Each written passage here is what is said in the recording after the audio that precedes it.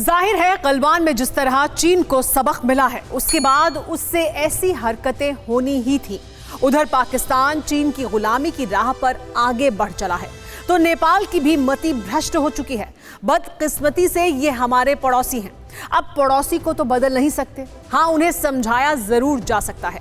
हम यही तो कर रहे हैं और अब भी कर रहे हैं।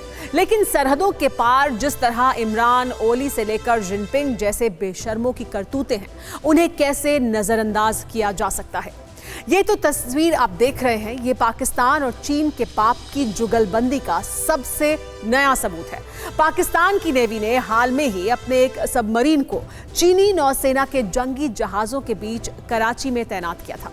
सैटेलाइट तस्वीरों से खुलासा हुआ है कि चीनी वॉरशिप की हिफाजत के लिए पाकिस्तान ने अपनी ऑगस्टा 19B टाइप की डीजल इलेक्ट्रिक अटैक पनडुब्बी को तैनात किया। चीन और पाकिस्तान की इन्हीं हरकतों की वजह से जिन्ना और माओ के वारिसों पर कोई भरोसा नहीं करता। हम भी नहीं करते और करना भी नहीं चाहिए।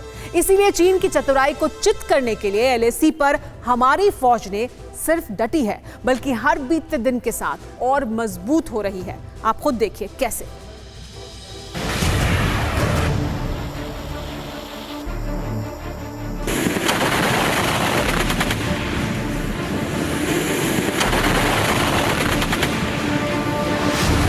इन तस्वीरों को देख लीजिए, जो ये बताने के लिए काफी है कि बीजिंग से जब अमन के नगमे गाए जा रहे थे, तब जिनपिंग के शागिर्द तिब्बत के पठारों में इसी तरह बारूद बरसा रहे थे। चीन की फौज यानी PLA ने फाइटर प्लेन को तबाह करने वाला तमाशा दिखाया, जिसमें चीन के एंटी एयरक्राफ्ट हथियारों के साथ लाइट टैंक को भी शामिल किया गया। जरा सोचिए, क्या चीन भरोसे के काबिल है? बिल्कुल नहीं। इसीलिए इस बार ना तो अमेरिका और ना ही कोई और मुल्क चीनियों की मक्कारी के झांसे में आने वाला है। यही वजह है कि LAC पर हमारी तैनाती लगातार बढ़ रही है। लद्दाख में लाइट कॉम्बैट हेलीकॉप्टर्स की तैनाती की गई है। देश में ही तैयार LHC दुनिया का सबसे हल्का हेलीकॉप्टर है, जो शॉर्ट नोटिस पर एयरफोर्स को पूरा सपोर्ट दे सकता है। ये हेलीकॉप्टर LAC पर न सिर्फ चीन की साजिशों का पता लगाएंगे, बल्कि जरूरत पड़ने पर चीनियों के सिर पर बारूद भी बरसा सकते हैं, क्योंकि इन हेलीकॉप्टर में 70 mm के रॉकेट्स लगे हैं, जो दिन हो या रात किसी भी वक्त कैसे भी टारगेट को तबाह करने की कुव्वत रखते हैं। ऐसा नहीं है कि LAC पर हमारे फाइटर प्लेन पहले से तैनात नहीं हैं। मिग, सुखोई और मिराज फाइटर प्लेन पहले से ही LAC के फ्रंट लाइन एयरबेस पर तैनात हैं। इसके अलावा अपाचे और चिनूक जैसे हेलीकॉप्टर भी चीनी चांडालों की साजिशों को नाकाम करने के लिए पहले से ही तैनात किए गए हैं।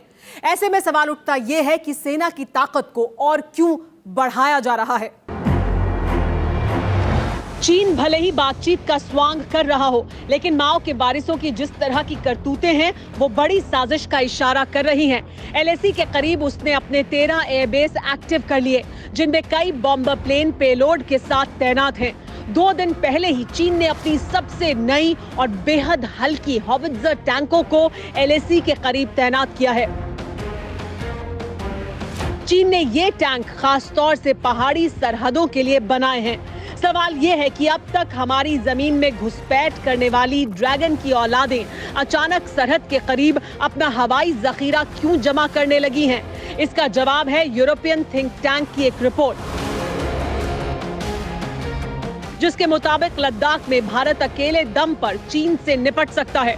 बातचीत के साथ हमारी फौज अपनी ताकत भी बढ़ा रही है। मौजूदा वक्त में हमारे 30,000 से ज्यादा जवान LAC पर तैनात हैं, जो चीनियों की हर साजिश पर पैनी नजर रखे हुए हैं। इतना ही नहीं, आने वाले महीनों में होने वाली बर्फबारी और भीषण सर्दी में भी चीनियों को हद में रहने की तैयारी पूरी कर ली गई है। यूरोपियन थिंक टैंक की इस रिपोर्ट के मुताबिक हमारे जवानों की तैयारी देखकर चीनियों का हलक सूखा हुआ है। यही वजह है कि चीन जमीन पर रेंगने की बजाय अब हवाई हमले की साजिश कर रहा है। लेकिन चीन अगर कोई भी हिमाकत करता है तो राफेल से लेकर सुखोई तक चीनियों के सिर पर बारूद बरसाने के लिए तैयार है।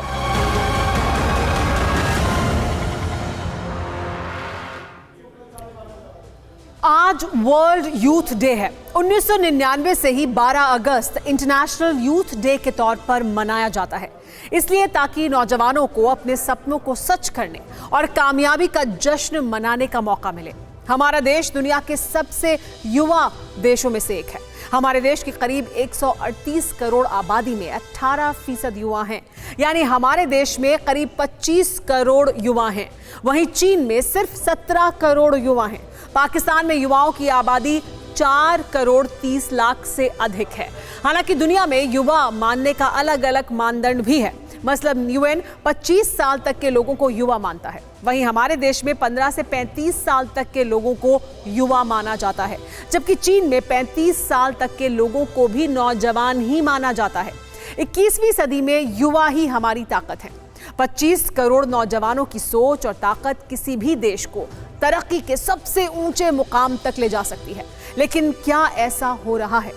बेंगलुरु का ही मामला ले लीजिए। नेता का भतीजा फेसबुक पर पोस्ट करता है और हजारों लोगों की भीड़ सड़क पर उतर आती है। भड़काने वाले तैयार बैठे रहते हैं। नौजवान खून बिना सोचे, बिना दिमाग लगाए शहर को आग लगाने पर उतारू हो जाते हैं। दुकानों को आग लगा दी जाती है, पुलिस पर हमला किया जाता है और जब तक माहौल शांत होता है तब तक एक शहर का अमन खाक में तब्दील हो चुका होता है। आज के दौर में करीब हर नौजवान सोशल मीडिया पर एक्टिव है। सवाल यह है कि अगर किसी को सोशल मीडिया चलाना आता है तो थोड़ा दिमाग चलाना भी सीखना होगा। युवाओं को अपनी सोच और नजरिए से फैसले लेने होंगे। न्यूज़ टॉप 9 रोज सुबह 7 बजे और शाम 7 बजे सिर्फ TV9 भारतवर्ष पर।